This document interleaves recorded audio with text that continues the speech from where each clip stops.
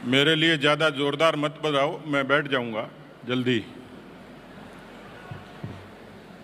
मेरे से घबराने की ज़रूरत नहीं, मैं तो खुशखबरी देने के लिए खड़ा हुआ हूं कि मैं लंबा भाषण नहीं करूंगा, इसलिए सामान्य सांस लेते रहें, बदन को ढीला छोड़ दें।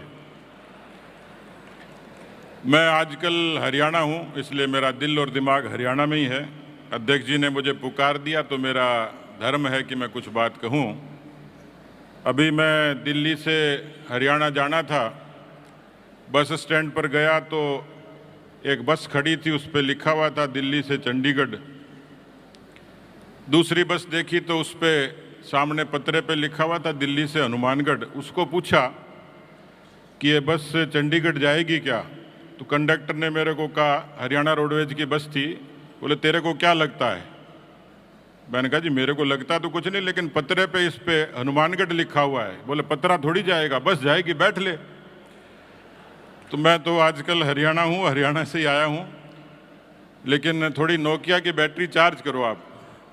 बोलिए भारत माता की, भारत माता की, भारतीय जनता पार्टी जिंदाबाद, बीजेपी जिंदाबाद, श्री नरेंद्र मोदी जिंदाबाद, श्री जेपी नड्डा जिंदाबाद, श्री शिवराज जी चौहान जिंदाबाद, श्री भजनलाल शर्मा जी जिंदाबाद, श्री सीपी जोशी जिंदाबाद, मंच पर बैठे सारे नेता जिंदाबाद, सारे कार्यकर्ता जिंदाबाद, राजस्थान जिंदाबाद, हिंदुस्तान जिंदाबाद। मोदी जी के नेतृत्व में हिंदुस्तान जिंदाबाद था, जिंदाबाद है और जिंदाबाद रहेगा। मुझे पता है आप लोग भाषण से तृप्त हो और भूख से संतप्त हो। मुझे, क्योंकि मैं भी बैठे बैठे सुन रहा हूँ, सब लोगों की मुद्राएं देख रहा था, कोई मोबाइल में व्यस्त था, कोई पड़ोसी से बात करने में था, कई रात को चल के आए होंगे तो नींद के झटके भी आ रहे हैं। मैं जोधपुर की ऐसी कार्य समिति में एक बार गया, मेरा बोलने का वक्त आया बहुत लेट, तब तक लोग भोजन करके वापस आए थे, जून का महीना था। भाषण करते करते मेरी नज़र सामने कुछ कार्यकर्ताओं पर पड़ी तो आराम से आनंद ले रहे थे निद्रा देवी का। मैंने पड़ोसी को इशारा किया, भैया इनको जगाओ। उसने हिला के जगाया। जो कार्यकर्ता उठा आंख मसलते हुए, मैंने उसको कहा भाई सो क्यों रहे हो?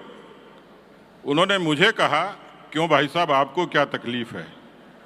अब डिप्रेशन तो मुझे हो रहा था, तो मैंने पूछा सो क्यों रहे हो? बोला जी आप जो बात कहने के लिए आए हो मुझे पहले से पता है, इसलिए अपनी नींद क्यों खराब करूं? तो बात तो जो मैं कहूंगा वो सब आपको ही पता है, लेकिन मैं चाहूंगा कि एक बार माननीय शिवराज सिंह जी के लिए जोरदार आप तालियां बजा दीजिए। हमारे आदरजोग मेहमान हैं, मां नर्मदा के उपासक हैं, आदरणीय अध्यक्ष सीपी जोशी जी की सरपरस्ती है। और भजनलाल जी ने जब कहा तो मैंने अपने भाषण को छोटा करने का सोच लिया, क्योंकि इन्होंने ये कहा था कि कार्यकर्ताओं के साथ अन्याय बर्दाश्त नहीं किया जाएगा। मैं कैसे कर सकता हूं, तुरंत एक्शन हो जाएगा। तो भजनलाल जी के लिए भी तालियां। अन्य विनय जी हमारे बीच में पधारे हैं, विजयाताई हमारे साथ में हैं, हमारे ओम जी भाई साहब हैं, ओम जी भाई साहब के लिए बजाओ ताली। बाकी हमारे सारे मंत्रिमंडल के सदस्यगण हैं ही। आदरणीय दुष्यंत गौतम जी, देखिए जो बातें यहाँ प्रस्तावों के माध्यम से कही, भाषणों के माध्यम से कही, और आदरणीय गजेंद्र सिंह जी अभी कुछ नैरेटिव्स का जिक्र कर रहे थे। मैं जितना समझता हूँ, जब पार्टी में आया था और जब पार्टी के लिटरेचर की पहली किताब हाथ में आई थी तो मैं देखा कि जनसंघ के प्रणेता पंडित दीनदयाल उपाध्याय जी का एक कोट था, हर हाथ को काम, हर पेट को रोटी, हर खेत को पानी। मुझे लगता है कि जब जनसंघ का कोई वजूद नहीं था तब भी जनसंघ किसान की सोचता था, खेत की सोचता था और खलिहान की सोचता था। मैं उसमें साम्यता देखता हूं। कालांतर में जब सरकार आई गठबंधन की तो अटल बिहारी वाजपेयी जी को कौन भूल सकता है? देश के करोड़ों करोड़ों किसानों को आजादी के बाद यदि कोई सबसे बड़ा फैसला था क्योंकि किसान देखता था टुकुर टुकुर शहर के आदमी के बटुए के क्रेडिट कार्ड को। लेकिन वाजपेयी जी को मैं श्रद्धा से याद करूंगा, हिंदुस्तान के किसानों के लिए कोई क्रांतिकारी कोई बदलाव था, वो था किसान क्रेडिट कार्ड, जिसको हिंदुस्तान के करोड़ों किसान आज भी लाभान्वित होते हैं। गांव से शहरों को जोड़ना कल्पना नहीं होती थी। 6 लाख किलोमीटर प्रधानमंत्री ग्राम सड़क योजना से गांव से शहरों की दूरी कम करी। फसलों की बीमा, मकान का बीमा, मोटर का बीमा, दुकान का बीमा, बकरी का बीमा, लेकिन किसान की जीती जागती फसल का कोई धनी धोरी नहीं था। और युग प्रवर्तक कोई बने तो अटल बिहारी वाजपेयी बने। किसानों की फसलों की बीमा योजना लागू करके आज अनेक जिलों के लोग बैठे, मैं जानता हूं 500-500, हजार करोड़ का फसलों का क्लेम वहां का किसान लेता है। और इसलिए राजस्थान की धरती पर भी जब बदलाव की शुरुआत हुई तो मैं श्रद्धेय भैरव सिंह शेखावत जी को याद करूंगा, जिन्होंने अंत्योदय के माध्यम से गांव की मंडेर पर बैठे हुए, खेत पर बैठे हुए किसान को उसका पेट भरने का, परिश्रम करने का, उसको मजदूरी देने का निर्णय किया। आदरणीय वसुंधरा जी के राज में भी फसलों की बीमा योजना से लेकर कर्जा माफी तक के क्रांतिकारी बदलाव आए। मैं भजनलाल जी को भी धन्यवाद दूंगा कि जिनकी सरकार ने आते ही पूर्वी राजस्थान की प्यास बुझाने के लिए ईआरसीपी के लिए कठोर कदम उठाकर उसको क्रियान्विति की तरफ ले जाने का काम किया। शेखावाटी की धरती की प्यास यमुना जल बुझाएगा। पेपर लीक का भी जिक्र हुआ, लेकिन मैं प्रधानमंत्री नरेंद्र मोदी जी को देख रहा था, कितनी साम्यता थी पंडित दीनदयाल उपाध्याय से लेकर वाजपेयी जी से लेकर, कि एनडीए की तीसरी बार सरकार बनती है, लेकिन प्रधानमंत्री नरेंद्र मोदी जी की तरफ से कोई बटन दबता है तो प्रधानमंत्री किसान सम्मान निधि करोड़ों किसानों को ट्रांसफर करने के लिए बदलता है। इसलिए जो बातें यहाँ हुई प्रस्ताव में जिनका जिक्र हुआ, लेकिन राजस्थान की सरकार ने, भजनलाल जी की सरकार ने, दिया कुमारी जी ने जो बजट पेश किया उसमें राजस्थान के किसानों को खुशहाल बनाने के लिए, उनकी समृद्धि के लिए जो काम किया वो अभिनव है। 100 एनीकट, 100 बांध, नहरी क्षेत्र के जो डिग्गी के लिए जो योजना है 160 करोड़ की, मैं जानता हूं यहाँ किसान जो नहरी गंगानगर हनुमानगढ़ के जो किसान हैं, बीकानेर के जो किसान हैं, इस डिग्गी योजना के बारे में ठीक तरीके से समझते हैं।